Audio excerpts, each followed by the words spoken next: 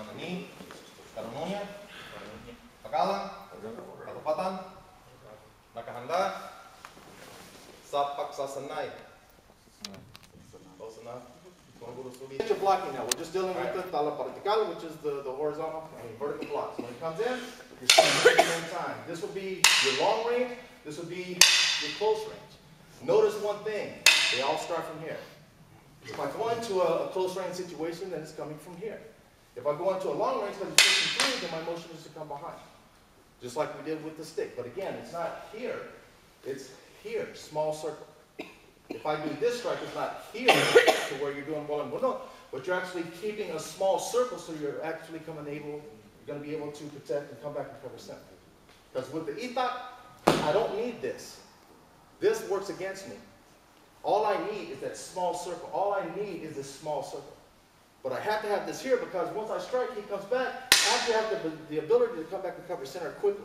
Because all he needs in a real situation is that small motion to be able to cut into the hand. So wherever the bolo is at this point, that's all that he needs to actually affect you. You understand? Because it's not a stick. It's not a bruise. Now it's a cut, it's a wound, or it's a setup. So you have to be even more careful now against the itas you can. All right?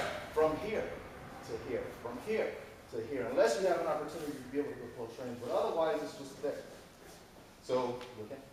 So as soon as that strike comes off, you're getting middle. Okay? You're getting middle with your counter. So when I'm in this position, if I'm doing number one strike, this is as simple as it gets. Is that cutting? So when he comes in, I'm just laying a pathway. I'm not trying to block or I'm not trying to deflect. Sometimes when I see him move, I just basically move his hand. It's just that simple. You don't want it to hit you, don't do that. But with the blade, it's really easy because you're already half the distance. You understand? Not here. You're in this position. So when he strikes, it's just a matter of sticking the hand out. Or when he strikes, it's just a matter of sticking the hand out to get the cut. But you have to be able to move to counter his counter.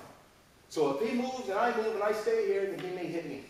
You understand? But when I see him move, I cut, I move, I'm out of the way. So now I can come back in for my counter assault. But the thing is that you don't want to overcomplicate combat. Because combat's not complicated. It's easy. You live or you die. It's just that simple. One thing that Guro always said is that when two blades come together, it's a pathway. Cut the thumb off. If he comes from this position and then my sword hits his, I cut his hand off. Because I'm driving down the road that he's actually creating for me. You understand? So there's no need to separate. He comes in with a 1, I make contact, I cut the hand. He makes come with a 4, I make contact, I cut the hand. You're just basically keeping that cohesion and just driving down the road that he's presenting before. So if it's a broken strike, you're coming in and you're doing the lavang-lada uno. If it's a fluid strike, then your motion is immediately coming through with the counter. Or if it's a fluid strike, you're coming down to center to close center. But if it's broken, I'm reaching in from this position. If it's flowing, then I'm cutting straight to be able to block off the center, so he's not going to be able to come in. This is the drill. What I have to do is I have to start being able to, if he comes with his motion, be able to start breaking out of the drill. You understand? To be able to defend against that counter punch. So when he's coming in with a drill, sometimes I'm just going to come immediately into the punch. Sometimes when I come in, I come immediately with my kick. Or I'm going to try to tackle him, or maybe I'm going to pull a knife. But you have to introduce something to the drill that does not belong to keep him aware of the unexpected attack. You understand? Not the bicep, taking that from the sword. Okay? So sometimes Guro will cut on the other side. So in this position, he would cut this in anticipation of getting a full step. Alright? Okay, so work this one, then you're going to combine the 4 that we did, just at a random feet. So when it comes in with the 1, it may be that I start out with the fajiwa. Or maybe when it comes in with the 2, then I go into the cruzada. If it comes in with 3, I may come into the doblete. If it comes in with 4, I may come in with trancada. If it comes back to the 5, I go cruzada. If it comes in with the other one, I go into the doblete. So you're mixing the 4. Okay. And you're obviously, Daddy, well, I don't want to see this. Oh, this looks good. It looks nice. It's smooth. But what the hell am I doing? You know, if I hit you, it's not going to do anything. When you're striking, you have to strike to the head. Strike to the head, to the head, to the head, to the head, to the head. Every strike you do is independent and it's on its own. You understand? It's not how many times I can hit you and touch you. It's how much damage I can do when I hit you with each strike. You understand? So you want to make sure that when you're doing your doble garrote, that one hand is just not following the other very fast without any intention. Each hand is trying to implement the certain amount of damage to the person you're fighting. All right? So when you're going through the striking patterns, keep this in mind. Strike with intention. Okay? Make sure that you're able to hurt, damage what it is. So when he comes in with his number one strike, my first motion is to get the hand strike. Once it passes, I'm going 2 strikes to the hand. You understand? When he comes in with the second strike, my motion is to be able to get the first strike to the hand, then I'm going to go head, head. When he comes with a 3, I'm going with this motion. When he comes with a 4, I'm going with this motion. When he comes with 5, I'm coming with this motion. So the first strike is always going to the hand. But as you do this, you're kind of stepping back to this position, then you're stepping forward. When it comes on this one, you're stepping back and you're stepping forward. With this one, you're stepping back, you're coming forward. With this one, you're stepping back. With this one, you always step to the side. You okay? Just on the wrist, right? Okay. So you're always stepping back. So that's your motion. So when you look at the first strike, hand, head, head, hand, head, head, hand, head, head, hand, head, head, hand, head, head, hand, head, head, hand, head. Sometimes you have to abort the strike. So the first strike isn't always to the hand. The second and third strike isn't always to the head. Sometimes I'm striking to the head, but I miss, and his motion is coming back with a counter, so the second strike goes to the hand. You understand? Or sometimes I try to go maybe to this position and come back and maybe with a counter strike, and I have to catch the second one, and then the third strikes to the head. So the strikes go where they're needed. You guys understand? It may be to the head, it may be all to the hand, it may be 2 strikes to the hand, 1 to the head, or 1 to the left and right hand and to the head, or maybe all 3 strikes are to the head. But you're constantly looking at the situation. So now when you're doing your feeding, he's going to come in with a 1, and then he's immediately coming back with a 4. You're going to have to catch that other 4 with the second strike. You understand? So I want the first strike to the head, and he's immediately, and he's just going to do, just for safety, just make sure it's 1 and 4 at this point. But it could be 1 and 2, or it could be that you're coming 1 and 3, or it could be that you're coming 1 and back with 1 again. But you want to make sure that you're giving a different target for him to come in. All right?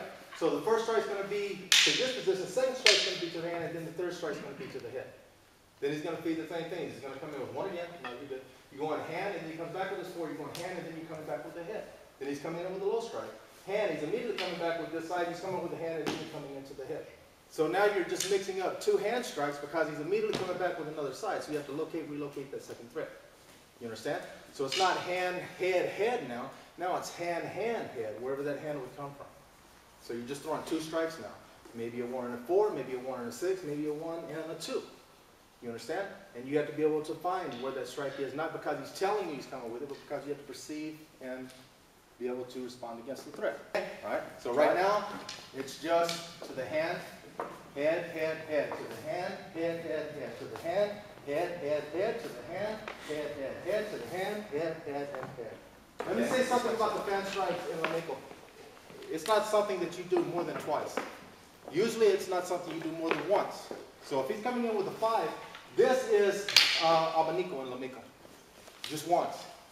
But the intent is to be able to get straight the hand one time to be able to get inside. You understand? So this and this is pretty much the full extent. So it's not like it's constantly moving back and forth, back and forth, back and forth. Usually it comes in to where I'm going to, I'm coming to the hand and then maybe break the head, but at that point I'm going into full strike. You understand? So it may be down, it may be horizontal, it may be 45-degree angles to the elbow or to the other side. But it's usually only 2 in the head. Usually only 1. So when he comes in, I'm not trying to stop him. That's up to him. If he's going to pull through, he's going to pull through. There's nothing I can do with that. That's not my job.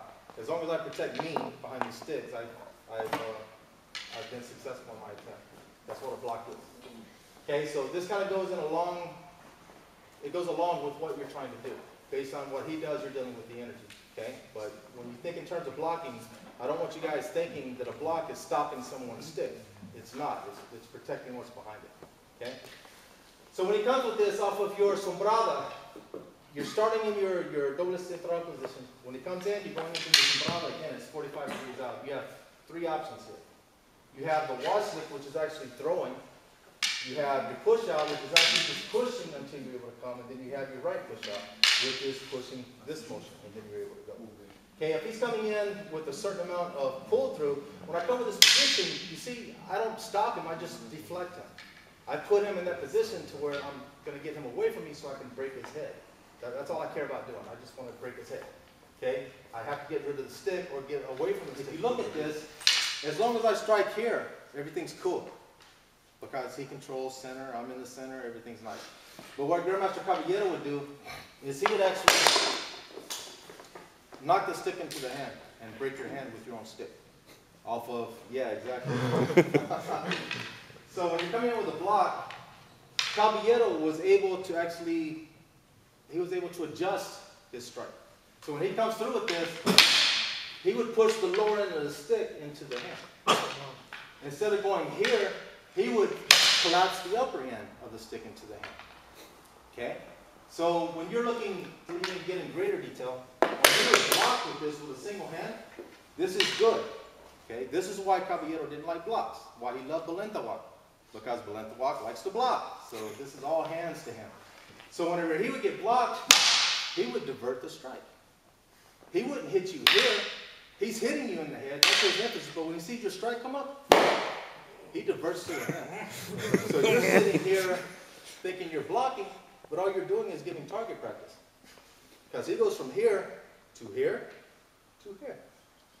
Very quickly. Okay? So remember that when you start blocking. So again, anytime you do something, understand the weakness as well as the strength.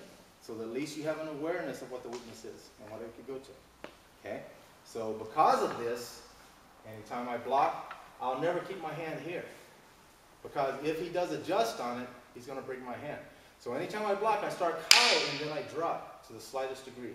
Instead of this, where I become vulnerable, if he's going to go and hit the hand, I drop just enough to be able to move that hand just in case he does. Because if he just blocks and leaves it there, that is so easy just to drag down on the hand as opposed to getting into this motion. Not to mention his ability to come around on the other side of the block and break the hand from the other side. Okay? So again, this has nothing to do with your training. It's just something to point out, a point of interest, if you will. So when you're performing these techniques, again, understand the weakness as well as the strength. Okay?